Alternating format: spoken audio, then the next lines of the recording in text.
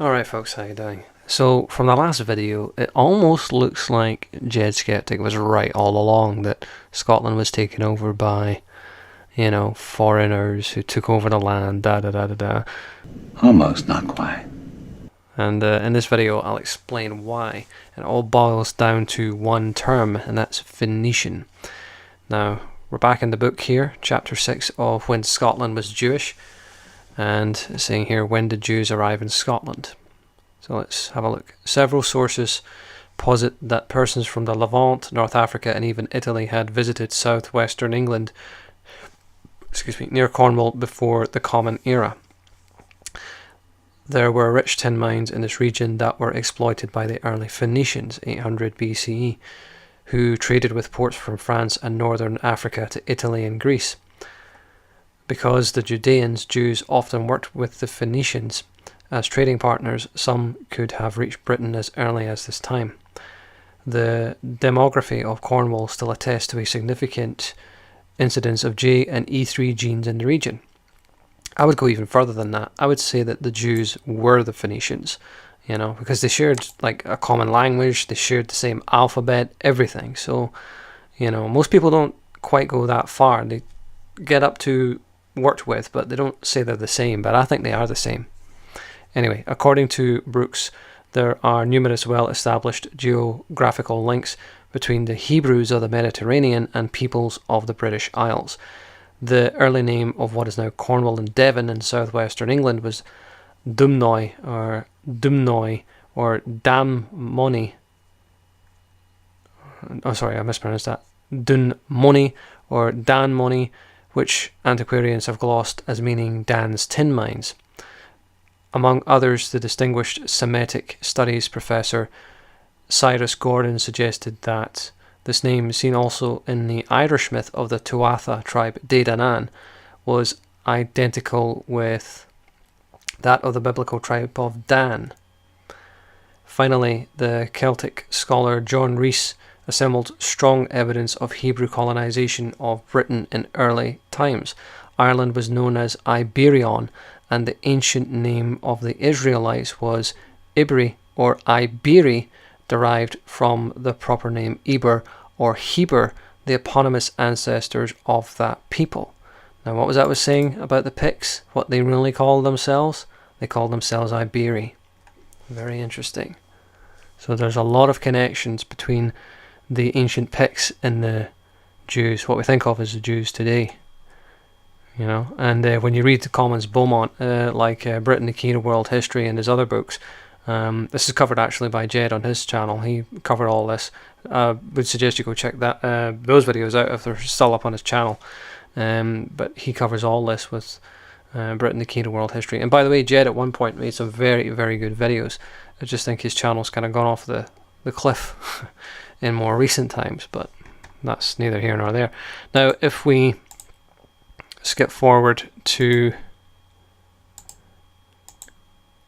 this part here in the chapter notes for chapter 1 here, let's have a look at what it says here. This is pretty interesting.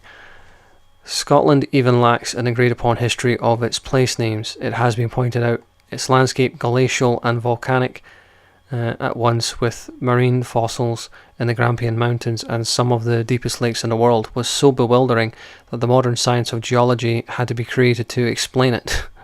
Two archaeological marvels are distinctively Scottish: the Brochs, which you get up in the Shetlands, I've seen them, stone towers, and Crannogs lake fortresses, while all Scotland's major rivers and firths show evidence of having been bridged with a network of highways prior to the Roman arrival.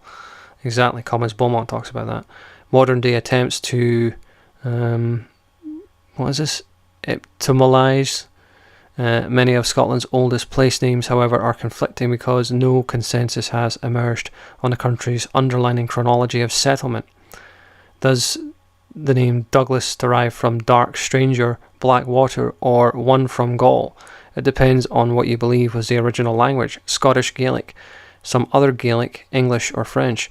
Does the name for Tiree, one of the islands of the Inner Hebrides, come from Gaelic Tur Iod, land of corn, or Tur what's that? Thuin, land below the waves, or was the original name something else in a different language?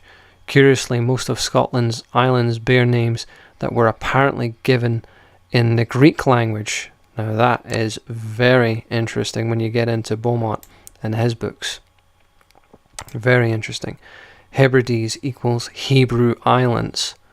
Orkneys, island of the whales. Skye, island of the Scythians. Check out David Allen Ritchie's We the Scythians, by the way. Iona, Jonah's island. Tyre, island of the Phoenician sea goddess Tyre, the Phoenician goddess. Mull, island of black lead. Yet no Greek-speaking inhabitants have ever been documented, much less proposed in Scotland's entire history. Again, check out Jed Skeptic's channel where he talks about all that with Britain, the key to world history. I won't cover this on that channel because he did an excellent job in covering that book on his channel. Anyway, getting to the second set of footnotes here. Picts, painted people, was the name given by the Romans to the indigenous people who they found when they conquered Britain in the 1st century. Their language is presumed to have been Celtic, a distant cousin of Latin and major branch of the Indo-European language group. Now, how many places do you read that the Celtic language is related to Latin? Very interesting. That's why I like this book. It's really bringing a lot of things to the surface, things which even they don't go as far as Beaumont does, and Beaumont was alive decades ago. He discovered all this 60, 70, 80 years ago, and only now we're getting sources that are catching up. In the 18th century, historians discovered evidence of a link between Celtic and Phoenician, the Semitic language of ancient Carthage. Among the plays of the Roman author Plautus is a work called Penulus, Phoenician, in which the dramatist placed a specimen of then current Phoenician into the mouth of one of his characters. The similarity between the Phoenician of Plautus and early Irish Celtic was first proposed by Thomas More in his History of Ireland, and accepted by scholars such as Charles Vallancey, Lord Ross, and Sir William Betham.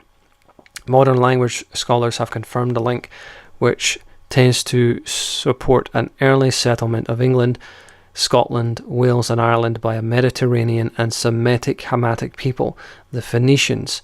In other words, the Jews. The Jews have been here for a long, long time, believe me, and it's not just recently either. And there's scholars, even Jewish scholars, because I believe there's one of the authors of this book's Jewish, who are starting to catch up on that. And it's very interesting. Therefore, we can say that in a multitude of ways the Celts and Hebrews bear a remarkable relationship. Since the Celts were spread over most of Europe, the cultural, historical, and religious implications are immensely significant.